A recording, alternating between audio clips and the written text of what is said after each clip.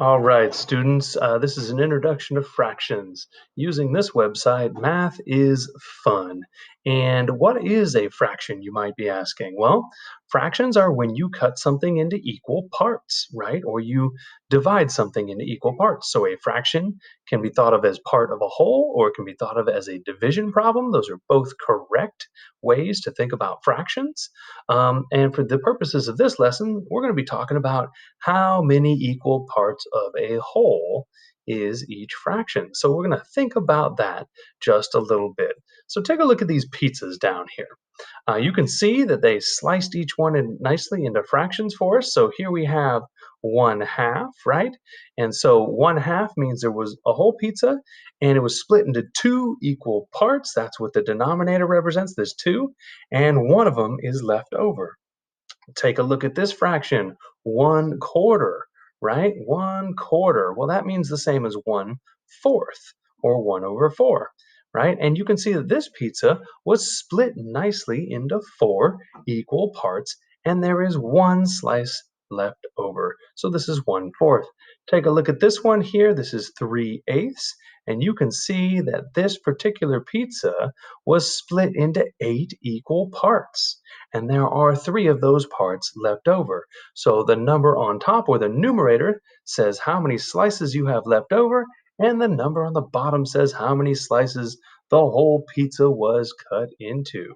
So that's the idea with these fractions. Now check out this nifty little simulator right here. And this nifty simulator allows you to create different slices of pizza, right? I know you've all eaten pizza before, and it is usually sliced into fractions, although maybe not always perfectly. But next time you eat pizza, take a look at what type of fractions your pizza has been cut into. Using this simulator, you can look at what different fractions would look like. So 1/10 or 1/11 or 1/12, right? And you can change the denominator as to how many slices the pizza was cut into. So you can see here that 1/5, of course, is a little bit more than 1/6, right? And each time we make the denominator bigger, each slice gets a little bit smaller, right? So the denominator, the bottom number here, shows you how many slices it was cut into, and the numerator shows you how many slices you have. This simulator is neat as well because you can also show it as a circle, and you can cut other things, right? It doesn't have to be a pizza or a circle to divide something into a fraction, right? Okay, so there we go. Moving right along on this lesson here, there are certain types of fractions that are also, you will notice, equivalent to one another, okay? So there are types of fractions that are equivalent to one another. Okay, equivalent means equal to. So for example, take a look at each of these fractions, right? They're split into different parts. So 4/8, 2/4 or 2/4, and 1/2 are all the same amount, right? They're just split into different parts. But if you add up all four of these eighths, you get the same as two of these fourths and 1/2, right? So all of these fractions are equivalent to 1/2. Okay, so all of these fractions are equivalent to 1/2. That's the idea right here. All right, ladies and gentlemen, now we're going to move on down here and take a look at what numerators and denominators are. So these are the vocabulary words for this lesson. The top number is a numerator, and it's the number of parts that you have. The bottom number is a denominator, and it is the number of parts that the whole thing is divided into, right? So if you have a numerator of 2 and a denominator of 3, that means whatever it was, whether it was a pizza or a pie or even something else not related to food at all, right? If you had this denominator of 3 was split into three equal parts, and there are two of them left, or you're talking about two of them when you say 2/3. So you're talking about two of the parts, and the whole thing was split into three equal parts. So that's the difference between the numerator, and the numerator right here is the 2, and the denominator, which is down here, the 3. All right, ladies and gentlemen. Now, another thing you should know about fractions is that you can add and subtract them, right? It's really easy to add them when you have the same denominator, right? In fact, in order to add fractions, you need to have the same denominator. So, something simple, 1/4 plus 1/4, and you get 2/4, which we can figure out is equivalent to 1/2. But here's the trick to adding fractions.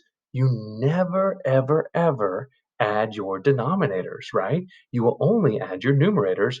Your denominators must be the same number in order to add them, right? So 1/4 plus 1/4 equals 2/4. Okay, here's another example right here.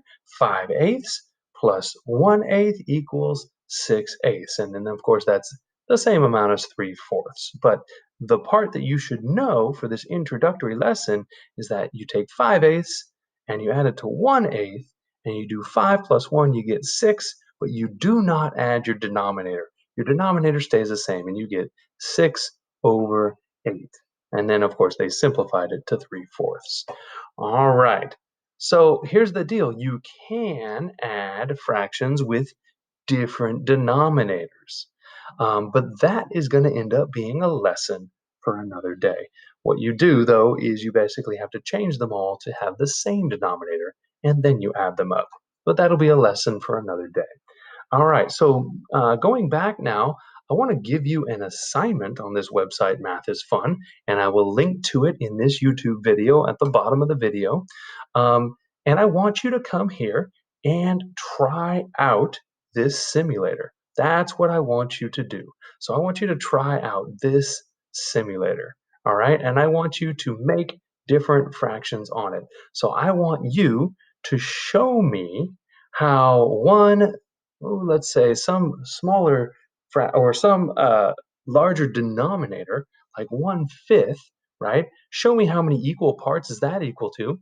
Why don't you show me 1/5, 1/10, and 1/12? How are those three fractions different? So once again, the three fractions that I will want you to do are 1/5, right? 1/10, and 1/12. And you will be able to compare those three different fractions. All right. I hope you learned from this lesson. I hope you continue paying attention in math class and continue practicing with fractions. Look around your house, see how many fractions you can find. They are all over the place. Have a great day.